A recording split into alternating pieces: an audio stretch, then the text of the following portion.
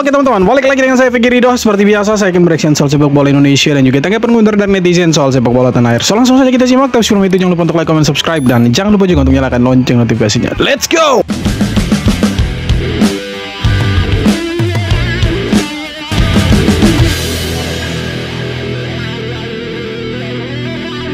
Patrick Kluivert ungkap Erick Thohir tak beri target lolos ke Piala Dunia 2026.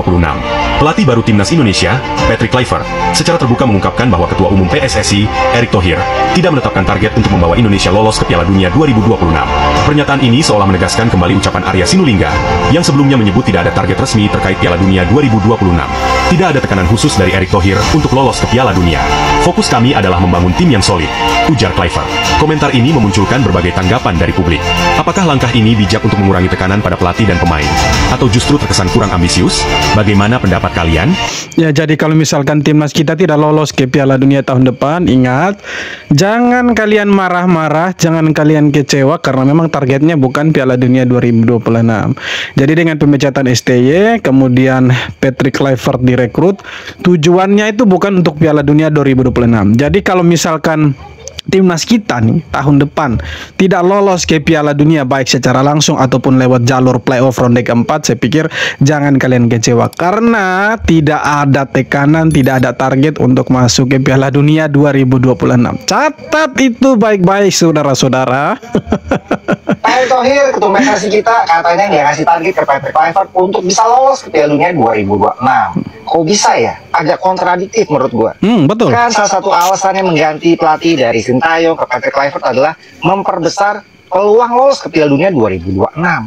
Apalagi ditambah dengan struktur asisten pelatih yang berkaliber internasional. Ditambah nanti ada beberapa lagi pemain naturalisasi yang akan bergabung dengan timnas Indonesia seperti Ole Romeni dan Jairo Ridho.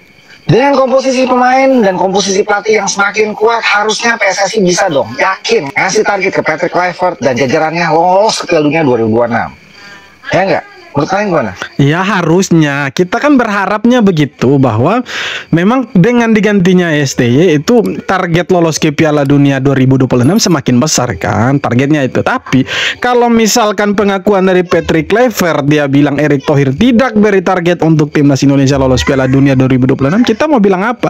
Karena memang targetnya bukan tahun depan. Jadi pemecatan STY sekali lagi murni karena itu komunikasi yang tidak bagus, kemudian ada dinamika dengan pemain-pemain lokal ya. Jadi kalau misalkan kita bilang Patrick Kluivert tidak ada lagi cerita, tidak ada lagi alasan dia harus bawa timnas Indonesia ke Piala Dunia ya. Kalau misalkan PSSI sudah bisa dibilang seperti ini, kita mau bilang apa? Ya kita tidak punya hak untuk melarang mereka. Kita hanya bisa mengkritisi kok bisa seperti ini. Karena menurut kita dengan datangnya Patrick Kluivert itu akan membawa Indonesia ke Piala Dunia, tapi kan sekali lagi PSSI tidak punya target ke sana. Jadi ya kalian punya niat untuk melihat timnas Indonesia ada di Piala Dunia, itu diperkecil lagi ekspektasi kalian. Tapi kalau misalkan lolos ya kita bersyukur, kita harus dukung mereka. Mau lolos tidak lolos, intinya kita harus dukung mereka, timnas kita, karena siapa lagi yang mendukung mereka kalau bukan kita para supporter warga negara Indonesia sendiri. Iya kan? Betul tidak? Betul lah. Pernah memperkuat timnas senior Belanda sebanyak 3 kali, kenapa Jairo Ridho masih bisa dinaturalisasi? Seperti diketahui, Patrick Kluivert sebagai pelatih timnas Indonesia sudah menyebut Jairo Ridho sebagai pemain selanjutnya yang akan dinaturalisasi.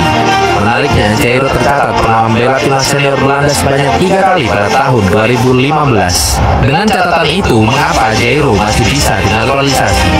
Jawabannya adalah karena FIFA memperbolehkan pemain pindah timnas asal tidak memperkuat timnas senior sebelumnya melebihi 3 pertandingan dan belum berusia di atas 21 tahun. Untuk kasus Jairo, ia terakhir kali membela timnas senior Belanda pada tahun 2015 yang artinya usianya masih 18 tahun.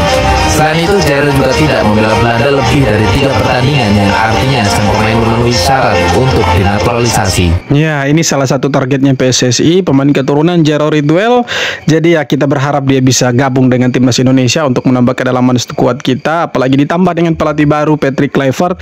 Saya pikir dengan hadirnya Jairo Ridho bisa menambah kekuatan baru di timnasnya kita, karena ya menurut Patrick Kluivert beberapa pemain yang tidak dapat ya menit bermain yang cukup di klub mereka itu tidak akan dipakai. Tapi kalau kita lihat Jairo Ridho ini kan dia sering diturunkan bahwa bermain secara reguler. Jadi kalau misalkan dia bermain di timnas kita, resmi menjadi warga negara Indonesia, bisa bermain untuk timnas, ya ini keren menurut saya. Ditambah lagi dengan hadirnya oleh Romeni dengan beberapa pemain keturunan yang kabarnya akan bergabung, ya ini akan membuat kita punya tim semakin kuat lagi, teman-teman.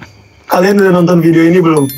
Aduh, buat yang punya riwayat asma, kejang-kejang mending jangan nonton dah. Mbak Najwa Shihab ini udah bukan levelnya, udah bukan cuman di lokal aja ya ternyata ya. Dia sampai orang-orang luar negeri juga kelihatan tuh mimik-mimik wajah ketakutan.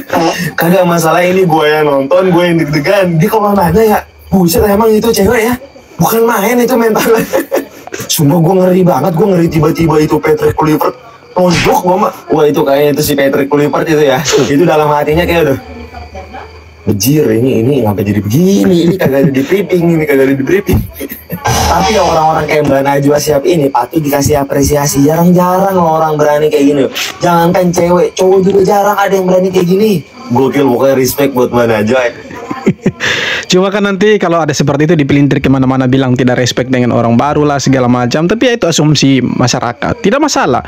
Tapi yang terpenting di sini Patrick Kluivert sudah bilang ya dia datang ke sini untuk bermain bola, bukan bermain bola, sorry, tapi untuk melatih timnas kita, untuk tujuannya fokus ke sepak bola. Jadi tidak usah bahas ya judol-judol lagi.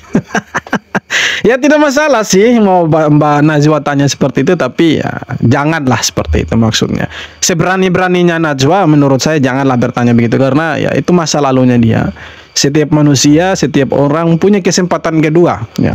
Punya kesempatan kedua untuk melakukan hal yang lebih baik lagi. Kalau misalkan di tahun-tahun sebelumnya, masa lalunya dia, track recordnya dia pernah menjadi brand ambassador judol, kemudian menjadi penjudol juga. Sudahlah, kita lupakan itu dan fokusnya kita dukung timnas. Siapapun pelatihnya, siapapun ketua PSSI-nya, siapapun ketua federasinya, fungsi kita, tugas kita adalah dukung timnas sampai sukses, dukung timnas sampai di Piala Dunia. Bukan hanya sampai di Piala Dunia, sampai kapanpun kita harus tetap dukung timnas. Titik. Guys, lihat nih postingan terbaru dari Bung Toel. Coach Shin dapat endorse dari sebuah produk, terus dipasang di statusnya Bung Toel dengan caption begini, emang cocoknya jualan. Ini maksudnya apa sih Bung? Coach Shin udah dipecat loh, udah sesuai dengan keinginan kamu ganti pelatih. Kamu kritik dia setiap hari. Kalau begini caranya, kamu sebenarnya benci sama Coach Shin atau kamu mau mengkritik Coach Shin? Ini terlalu personal Bung. Anda tuh pandit besar loh. Kok kayak gini sih, nyinyir-nyinyir kayak gini? Orang yang sayang sama Coach Shin banyak loh. Kaca. Pandit besar urusin Tayong.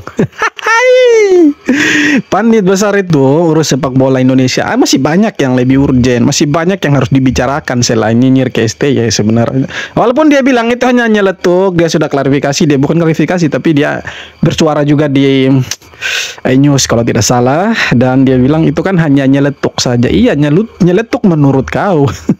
Tapi kan menurut masyarakat luas Indonesia kau itu senggol-senggol STY, kau itu iri dengan STY, iya kan?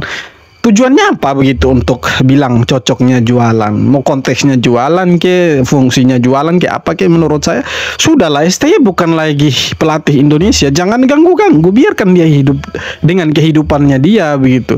Jangan sampai ada hal lain dilupakan yang lebih penting dari sekedar membahas STY kan. STY itu menjadi sebuah kenangan lah. Kita menghormati dia sebagai pembuat sejarah ya kan. History maker di Indonesia. Saya pikir kita harus menghargai itu.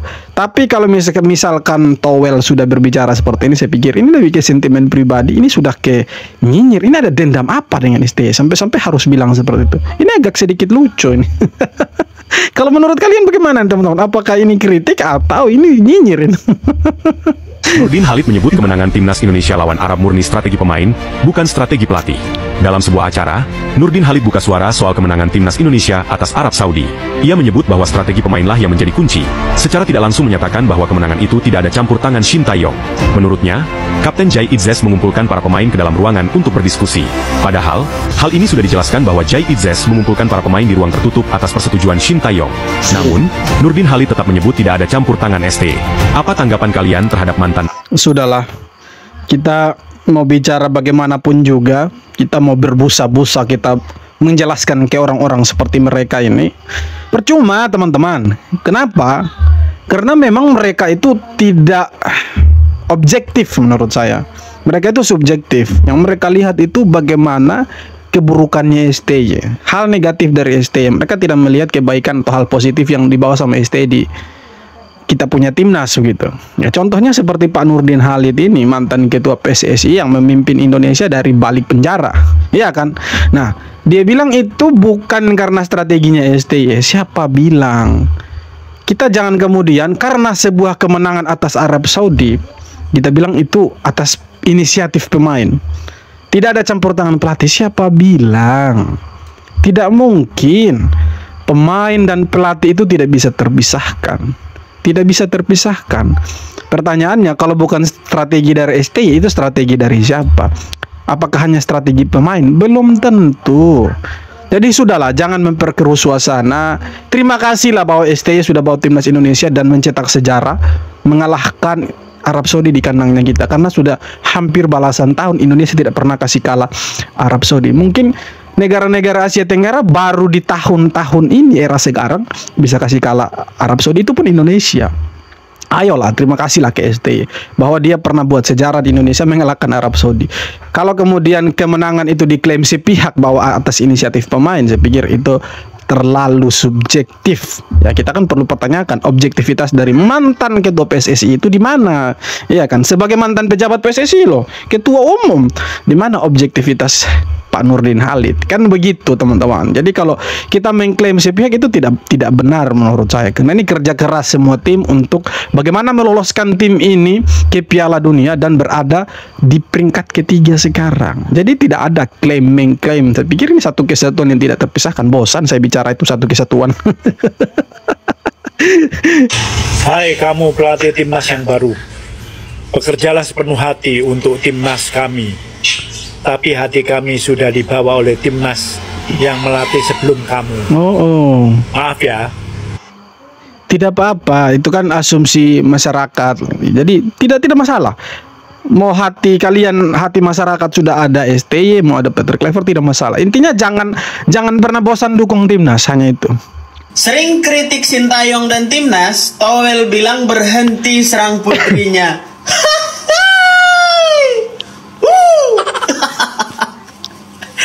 Ya mungkin karena mulut harimau itu sudah tidak bisa dibungkam lagi ya kan. Lagipun siapa yang bisa memegang mulut harimau? Diam gitu, gak mungkin. Makanya orang menyerang anaknya harimau. Makanya punya muncung itu dijaga, muncung itu dijaga. Makanya Wel, jaga muncung Wel. Paham kau kan Wel? Itu bukti. Kalau masyarakat Indonesia memang tidak suka dengan narasi-narasinya Towel, ya terlepas Towel itu dia pandit sepak bola Indonesia, tapi kan narasi-narasinya dia selama ini yang kita tahu tuh berseberangan dengan ya apa yang kita lihat ya secara kasat mata gitu.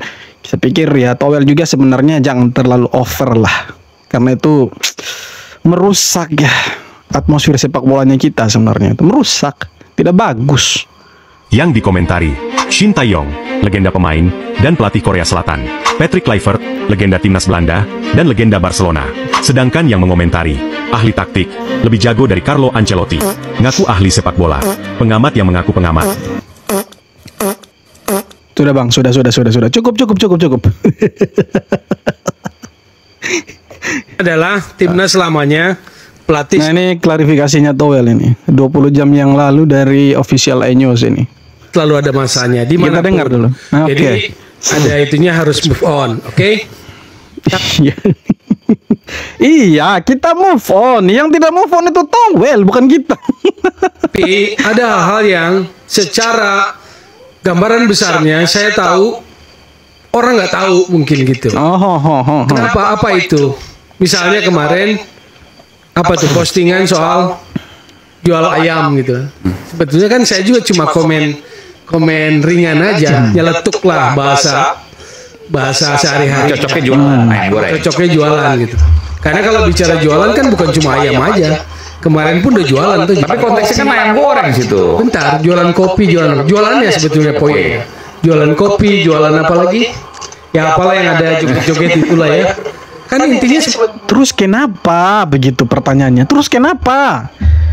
Apa yang sisak di towel kan begitu? sebetulnya bukan hal yang baru, tapi kenapa menjadi begitu reaktif? Karena sebetulnya dalam kacamata saya dalam mengamati lebih ini, sebetulnya ada upaya-upaya apa ya? Di luar apa ya? Planning dia lah bahwa Januari ini berhenti gitu loh. Jadi kalau kita yang saya amati, saya dengar, saya apa, ada upaya-upaya untuk tetap bertahan di sepak bola Indonesia. Terus apa hubungannya dengan kau komen soal jualan ayam kan begitu? Walaupun ada upaya-upaya untuk dia tetap dipertahankan di sepak bola Indonesia, saya pikirkan itu cuma narasi-narasi liar yang berkembang. Mungkin kan bisa jadi PSSI juga tidak mungkin lah untuk merekrut kembali STY. Toh sudah klop apa yang ada sekarang ya kan, Patrick Kluivert, kemudian Denny Lansat, ya kan, kemudian ada lagi Alex Pastor, belum lagi ada lagi nanti Quentin Jacoba, ya kan, pelatih fisik, dan masih banyak lagi. Jadi kalau saya pikir STY harus kembali ke timnas, dia di posisi apa? Dirte kah? Dirte kah? Kan tidak mungkin juga. Jadi kalau Bung Toel bilang itu hanya nyeletuk dan lain sebagainya, ya jangan marah juga kalau netizen nyeletuk ke dia kan begitu. Jangan marah karena yang memulai ini semua kan bukan netizen, tapi kan Bung Toel itu sendiri. Dia yang nyenggol-nyenggol STY padahal sudah tidak jadi pelatih lagi dengan alasan ada upaya untuk mempertahankan Indonesia di sepak bola Indonesia. Itu kan alibinya Bung Toel, iya kan. Tapi menurut saya sekali lagi ya kita lupakanlah si Toel ini. Karena ya yang fokus kita sebenarnya itu ya dukung timnas. Terlepas dari kontroversinya dia, saya pikir timnas itu harga mati. Jadi kita harus dukung timnas lah. Mau Toel bilang STY begini dan begitu, ya sudahlah, lupakanlah STY. STY sudah menjadi kenangan untuk kita semua. Kita hormati apa yang sudah dia buat dan kita dukung yang sekarang mau membawa Indonesia ke Piala Dunia 2026 atau 2030, entahlah. Mau 2026 2030 intinya timnas kita main di Piala Dunia dulu. Karena ini sepertinya agak ya membingungkan juga teman-teman. Kita masyarakat ambigu nih. Apakah timnas kita akan ada di Piala Dunia 2026 atau 2030? Tapi kita doakan yang terbaik, semoga timnas kita itu ada di Piala Dunia 2026. Ya dengan semua effort yang sudah dikeluarkan sama PSSI, masa sih targetnya itu Piala Dunia 2030 ya kan? Se-effort ini PSSI loh. Masa sih targetnya itu bukan Piala Dunia 2026? Janganlah turunkan target kalian, janganlah turunkan ekspektasi kalian soal Piala Dunia. Biarkan kita masyarakat, biarkan kita supporter yang menurunkan ekspektasi kita. PSSI ya federasi tetaplah mempertahankan itu bahwa ini akan menjadi tujuan kita masuk ke Piala Dunia dengan datangnya Patrick Kluivert ya. Walaupun ada beberapa orang yang bilang itu bukan garansi mengganti STY dengan Patrick Kluivert Indonesia langsung ke Piala Dunia. Betul. Tapi menurut saya janganlah turunkan kalian punya target begitu. Janganlah turunkan gengsi begitu. Karena yang dilihat masyarakat itu bagaimana kalian mempertahankan statement-statement kalian, mempertahankan apa yang selama ini kalian kerjakan. Semua sudah diberikan loh sama PSSI. Masa sih targetnya itu hanya Piala Dunia 2030 dan Piala Asia 2027? Waduh, terlalu jauh. Harusnya Piala Dunia 2026 dong. Iya kan? Bagaimana menurut teman-teman? Ya, kita dukung saja lah. Mereka mau ada di Piala Dunia 2026 kah, 2027 kah? Ya, fokusnya kita dukung timnas lah. Oke teman-teman, sekian video kali ini. Terima kasih banyak sudah nonton video sampai akhir dan kita jumpa lagi di video-video berikutnya. Hormat.